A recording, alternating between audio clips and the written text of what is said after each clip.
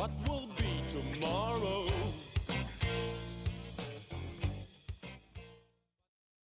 Hallo, liebe Freundinnen und Freunde der elektrischen Gitarre.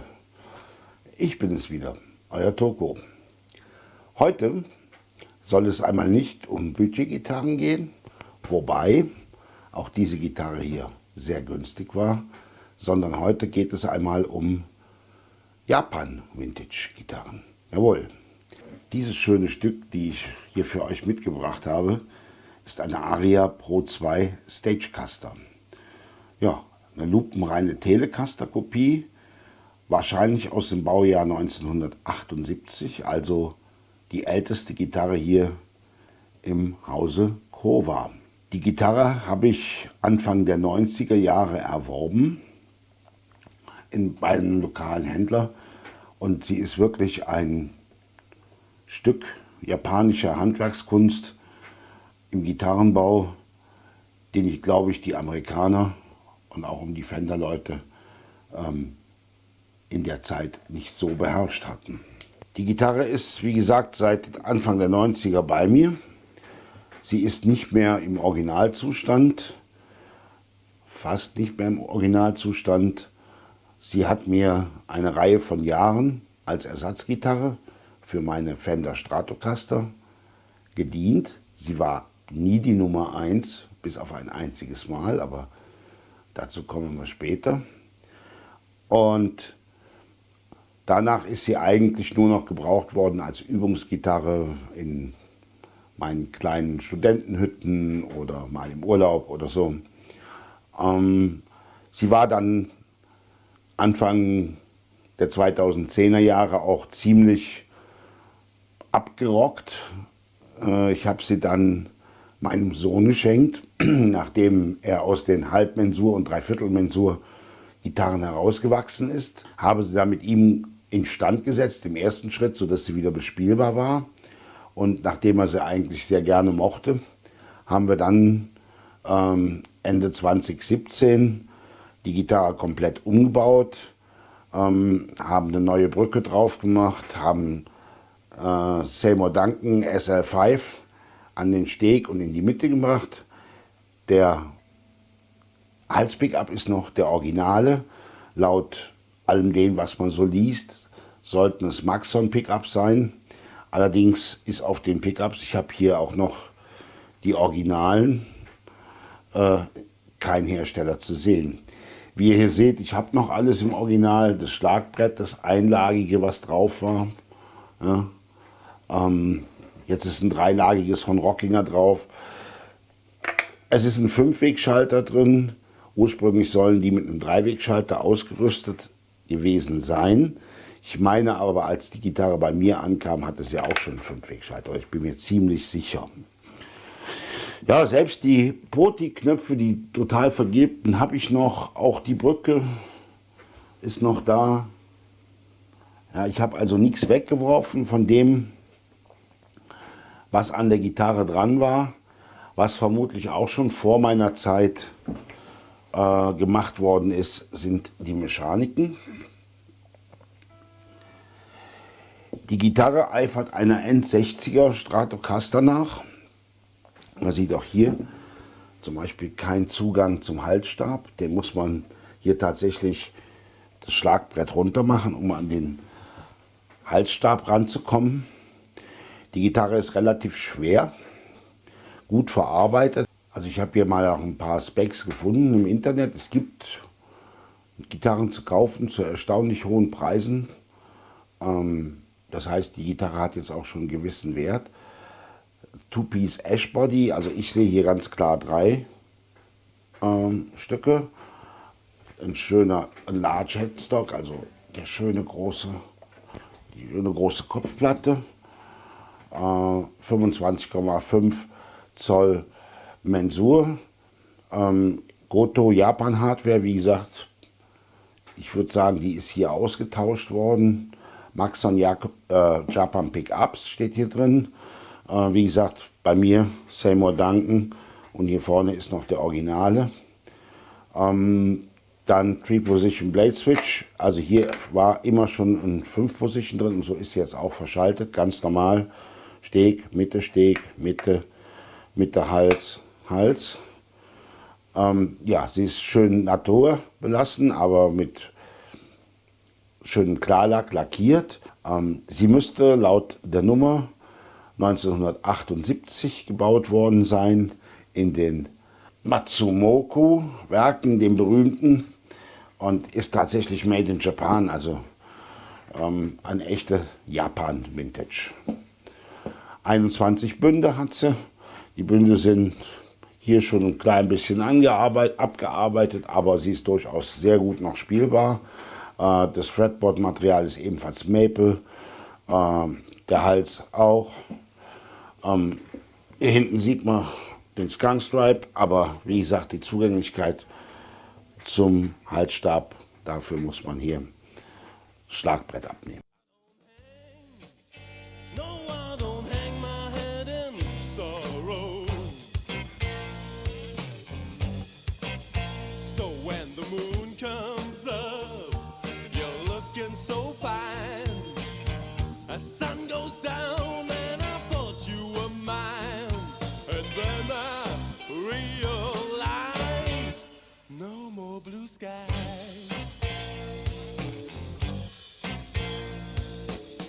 It's better to burn out than it is to rust.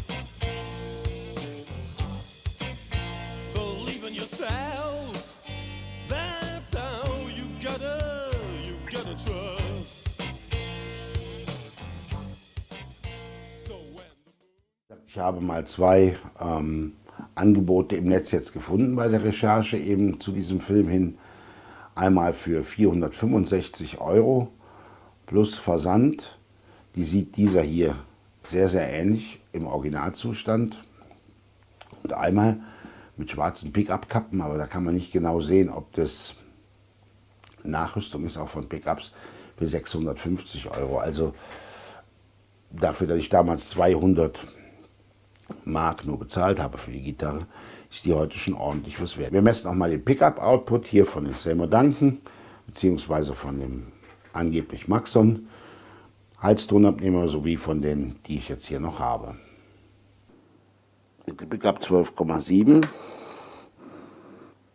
und der Steg 13,6. Der Halspickup 5,6. Der originale Mittenpickup 6,09 und der Steg 5,87. Also deutlich heißere Pickups jetzt drin mit den Seymour Duncans. Wie kam ich zu dieser Gitarre?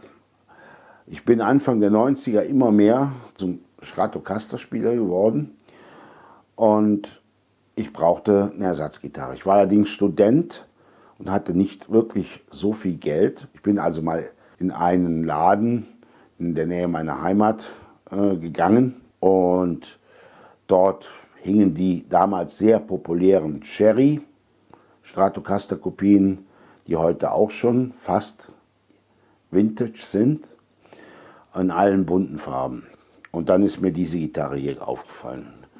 Die sah so anders aus in ihrer Natur. Alles andere war quietschend bunt. Und dann dachte ich, oh, die probiere ich. Und der Verkäufer hat gesagt, ach, nee, mach sowas nicht. Die hat schon so viele Dings und Dongs. Das ist ein altes Ding. Und, nee, kauf dir so eine schöne Cherry. Der Mensch, der mich dort beraten hat, hat sogar eine gewisse Berühmtheit in der Musikwelt erfahren. Er ist derjenige, der Gary Moore, Still Got the Blues, Hookline streitig gemacht hat, weil er gesagt hat, das war seins. Und hat, glaube ich, den Prozess letztendlich auch gegen Gary Moore gewonnen und eine erkleckliche Summe dafür erhalten.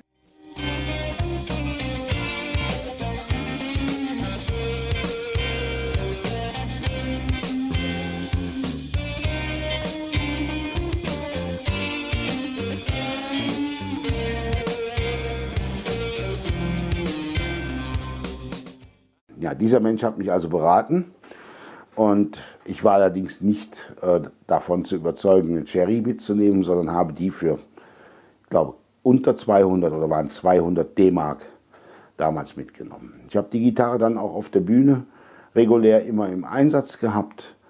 Und ja, nachher ist sie ein bisschen in Vergessenheit geraten. Heute ist sie bei meinem Sohn, so wie sie ist, und sie ist wirklich eine sehr, sehr schöne Stratocaster-Kopie, und ich glaube, sie ist einer echten Stratocaster aus dieser Zeit durchaus ebenbürtig.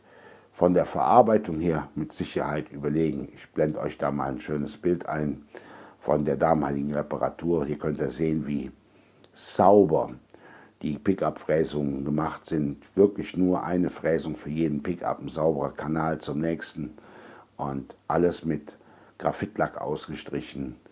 Und wenn man dagegen sieht, meine 80er Jahre Stratocaster, habe ich übrigens ein schönes Video zu gemacht, das kann ich euch dort verlinken. Dann ist das eine ganz andere Nummer. Ja, diese Gitarre hat allerdings, wie gesagt, nie die erste Geige gespielt, weil, ob es nun der Name war, habe eigentlich immer der Stratocaster den Vortritt gelassen. Ja, wie gesagt, die Gitarre hier hat immer nur die zweite Geige gespielt, bis auf eine Situation, muss auch so 93 gewesen sein. Da wollten wir ein Demoband aufnehmen und sind ins Studio gegangen. Hat ein kleiner Song, der hieß Blue Sky. Da hatte ich 2 Solo-Teile drin und da habe ich mich vorher hingesetzt, weil ich dachte, oh, ich bin nervös, dass hier irgendwas einfällt, rein improvisieren, das kannst du nicht bringen. Und da habe ich dann sie erwählt für eben dieses Solo, weil mir der Klang einfach so gut gefällt. Und ja, das können wir jetzt mal hören.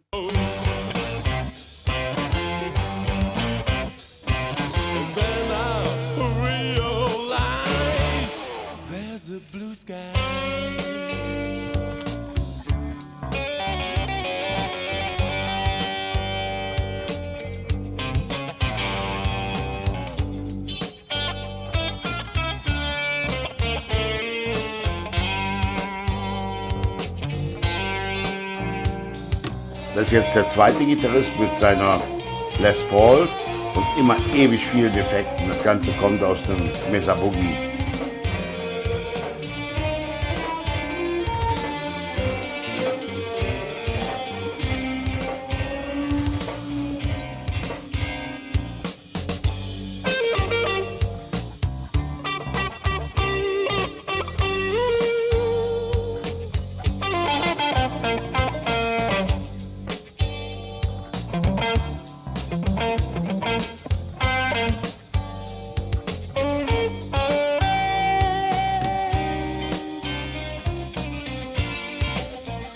Ja, das war auch schon ein Stückchen und da hatte sie zum einzigen Mal den Vortritt im Studio auch gegenüber der anderen Stratocaster.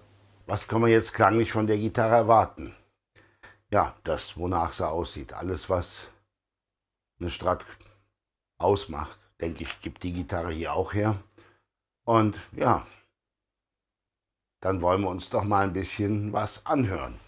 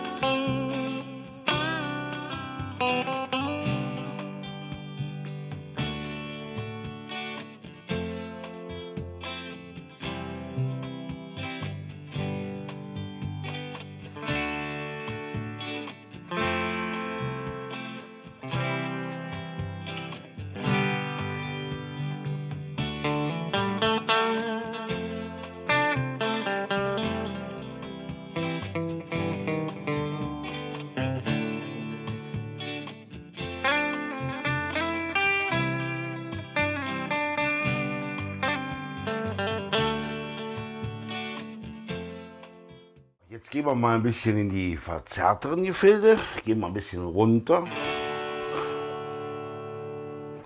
Kommen auch mal ein bisschen Akkorde und dann ein bisschen Melodiespiel. Und dann hört er, wie sie verzerrt klingt. Das Ganze geht übrigens heute wieder in den Taurus. Im Effektloop hängt der Hof und das Digital-Delay. That's it. Und dann geht es eben in den Torpedo und dann rauf aufs Band.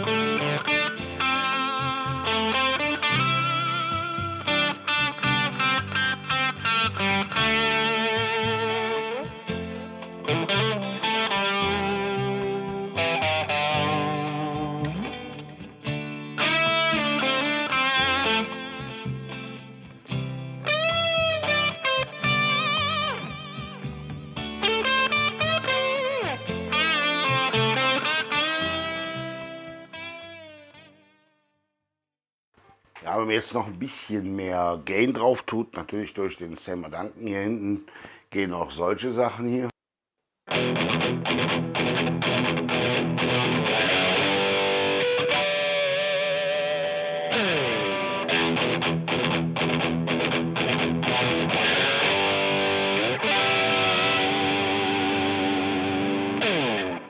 Ja, da war jetzt noch ein bisschen Boost drauf vom TC Spark. Ein super Booster. Guckt euch mal das kleine Video von mir an. Echt ein klasse Teil. Liebe Leute, das war's auch schon mit unserer Japan Vintage Strat. Ich hoffe, es hat euch ein bisschen gefallen. Ja, und vielleicht kommt ihr auf den Geschmack. Es sind wirklich Vintage-Gitarren zu einem Preis, den man noch bezahlen kann.